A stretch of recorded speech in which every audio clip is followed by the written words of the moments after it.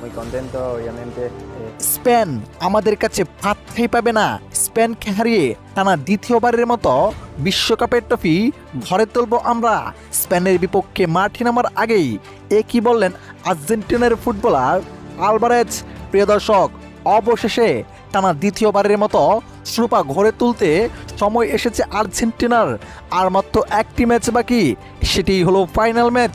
তো আবার শক্তিশালী স্পেনের বিপক্ষে জয় তুলে নিতে পারলেই টানা দ্বিতীয়বারের মতো বিশ্বকাপের ট্রফি ছুঁয়ে দেখতে পারবেন আর্জেন্টিনা।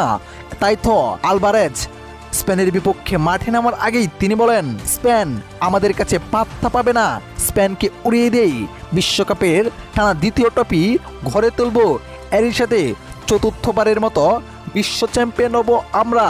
তো প্রিয় দর্শক, আপনার কাছে কি মনে হয়, এবারের বিশ্বকাপ কি গড়ে তুলতে পারবে মেসিরা, নাকি হেরে বিশ্বকাপ থেকে খেদে খেদে বিদায় নেবে মেসিরা? অবশ্যই কমেন্ট করে জানাতে ভুলবেন না।